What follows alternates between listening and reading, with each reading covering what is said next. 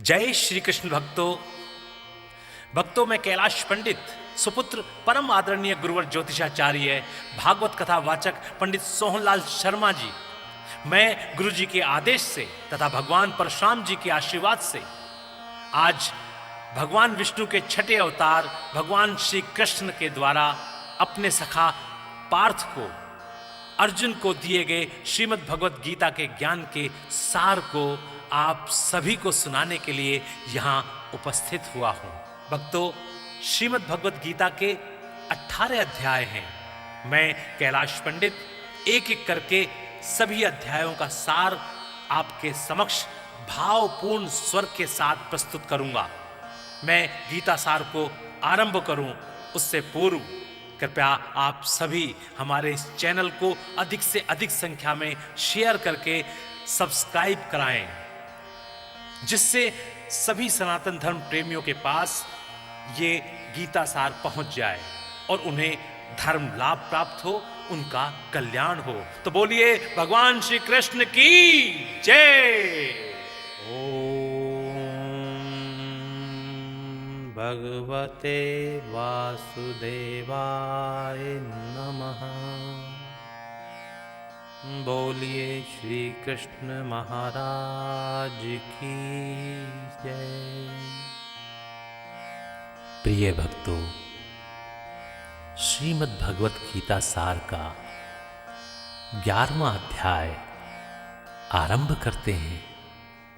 अर्जुन ने कहा, हे भगवान, मुझ पर कृपा करके अत्यंत गुप्त अध्यात्म विषयक वचन जो आपने कहे उनसे मेरा मोह दूर हो गया है।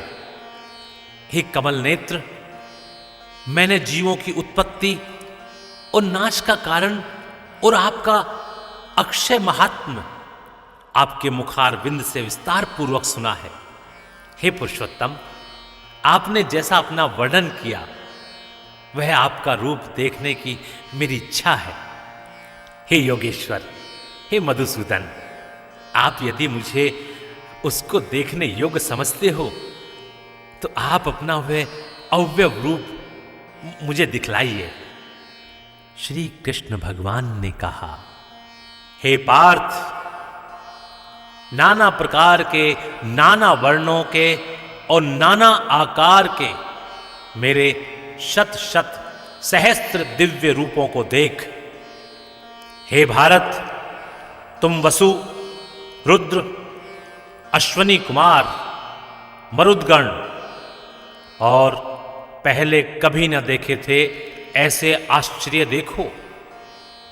हे गुणाकेश, चराचर सहित यह जगत देखो तथा और जो कुछ देखना चाहो यहां मेरी देह में देख लो, परंतु इन नेत्रों से मुझे नहीं देख सकोगे।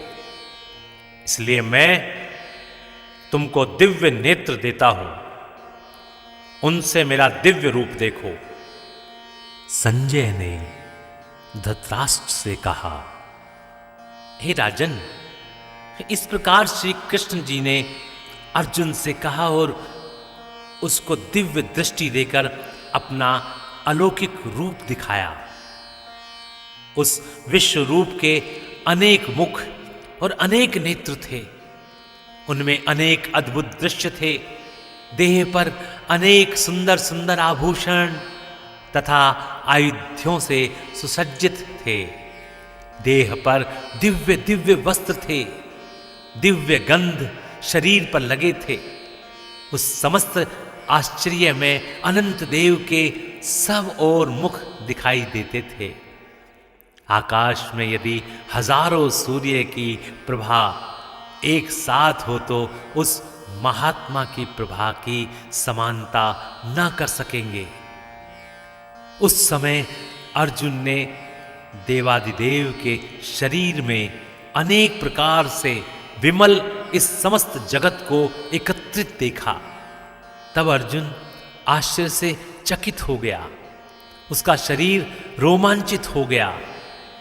उसने शीश नवाकर हाथ जोड़कर कहा, हे देव, तुम्हारी देव में सब देव भिन्न भिन्न प्राणियों के समुदाय, कमलासन पर बैठे हुए देवताओं के ईश ब्रह्म, संपूर्ण ऋषि और दिव्य सर्पों को मैं देखता हूं।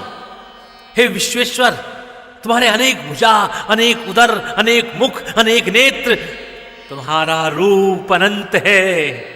तुम्हारे अंत तथा आदि को नहीं देखता, किंतु समस्त विश्व में तुम्हारा ही रूप देखता हूं।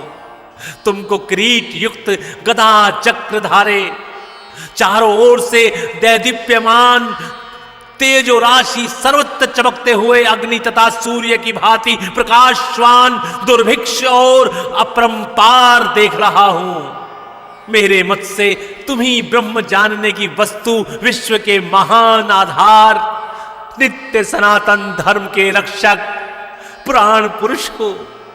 मैं आपको आदि मध्य तथा अंत से रहित अनंत शक्ति, अनंत भुज, चंद्र सूर्य है, नेत्र जिसके ऐसे कांतिमान, अग्नि से सदृश मुख वाला, अपने तेज से संपूर्ण संसार को तपते हुए देख रहा हूं। हे महात्मन, पृथ्वी और आकाश के मध्य का यह अनंत और संपूर्ण दिशाएं आपसे ही व्याप्त हो रही है। आपका यह अद्भुत और उग्र रूप देख तीनों लोक व्यथित हो रहे हैं। यह देखो, देवताओं के समूह तुम्हारी शरण आ रहे हैं। उनमें कितने ही भयभीत होकर हाथ जोड़ आपकी प्रार्थना कर रहे हैं। प्रभु, महर्षि और सिद्धों का समूह स्वास्तिक कहकर नाना प्रकार से आपकी प्रशंसा कर रहा है। रुद्र, आदित्य, वसु, साध्य, विश्वदेव, अश्विनी, मारुत, पितर, गंधर्व, यक्ष, असुर, सिद्ध, इनके संग विस्मित होकर आपकी ओर टकटकी लगाकर देख रहे हैं। प्रभु, हे महानुभाव, हे महाभाव, अनेक नेत्र, अनेक बाव, अनेक जांग, अनेक पेट, कराल दंत युक्त आपका यह विशाल रूप देख सब अत्यंत भयभीत हो रहे हैं और मैं भी घबरा रहा हूं। आकाश तक पहुंचे हुए आपके प्रकाशमान, अनेक वर्षों से फैलाए हुए सुख के जलने वाले विशाल नेत्र युक्त तुमको देखकर, हे विष्णु, मेरा जी भी घबरा रहा है। मुझसे धैर्य धरा नहीं जा रहा है और चित्त स्थिर नहीं होता। हे देवेश, हे जगन्निवास, इस भयंकर दाढ़ी वाले और कालाग्नि के सदृश आपके मुखों को देखकर मुझे दिशा नहीं सूझती, मैं शांति नहीं पाता। अतएव मुझ पर दया करो, मुझ पर दया करो प्रभु। धृतराष्ट्र के दुर्योधन आदि पुत्र अपने साथ अनेक राजाओं सहित और भीष्म, द्रोण और कर्ण तथा हमारी ओर से मुख्य मुख्य योद्धा बड़ी बड़ी दाढ़ी से युक्त विकराल आपके मुख में शीघ्रता से प्रवेश कर रहे हैं और उसमें कितने लोग आपके दांतों में दबकर ऐसे दिखाई देते हैं मानो उनका शरीर चूर्ण हो गया है। जैसे नदियों की अनेक जलधाराएं जब समुद्र की ओर जाती हैं, समुद्र की ओर बहती हैं, वैसे ही यह मनुष्य लोक के वीर आपके प्रज्वलित मुखों में प्रवेश कर रहे हैं। अग्नि में पतंगे जैसे गिरते ये सब लोग भी अपने नाश के लिए आपके मुख में बड़ी तेजी से प्रवेश कर रहे हैं। हे विष्णु, जलते हुए मुखों के चारों ओर से सब वीरों को निगलकर आप जीभ चाट रहे हैं। आपकी तीक्ष्ण प्रभाएं समस्त संसार को तेज से व्याप्त कर तृप्त कर रही हैं। तुम केवल निमित्त हो जाओ, मेरे मारे हुए द्रोण, भीष्म, जयद्रथ, कर्ण और अन्य योद्धाओं को मारो। घबराओ मत, युद्ध करो। तुम संग्राम में शत्रुओं को जीतोगे। संजय ने कहा, इस प्रकार श्री कृष्ण जी के वचन सुनकर मुकुटधारी अर्जुन हाथ जोड़कर कंपित और भयभीत हुए साष्टांग प्रणाम कर नम्रता पूर्वक बोले, हे ऋषिकेश, आपके गुणगान करने से सब संसार प्रसन्न और प्रेम मग्न हो रहा है। राक्षस डरकर दिशाओं की ओर भागते हैं और सिद्ध पुरुष आपको नमस्कार करते हैं। सो ठीक है, हे महात्मन, हे अनंत, हे देवादिदेव, हे जगन्निवास, आप ब्रह्मा से भी श्रेष्ठ हो। आपको देवता क्यों न नमस्कार करें। व्यक्त भी आप हो और अव्यक्त भी आप हो तथा इन दोनों से परे अक्षर भी आप हो। हे अनंत रूप, आप आदिदेव हो, विश्व के परम आधार हो, ज्ञाता और ज्ञेय हो, श्रेष्ठ स्थान आप हो, विश्व का विस्तार करने वाले आप हो। आप वायु, यम, अग्नि, वरुण, चंद्र, ब्रह्मा और ब्रह्मा जी के भी पिता हो। आपको नमस्कार है। आपको साष्टांग प्रणाम करता हूं। और फिर भी बार बार आप ही को नमस्कार है। हे सर्वस्वरूप, आप अनंत वीर्यवान तथा अतुल पराक्रमी हो। आप जगत में व्याप्त हो, इसीलिए स्वरूप हो। आपकी महिमा को न जानकर मैंने आपको अपना मित्र मानकर, हे कृष्ण, हे सखा, ऐसा जो तिरस्कार से कहा,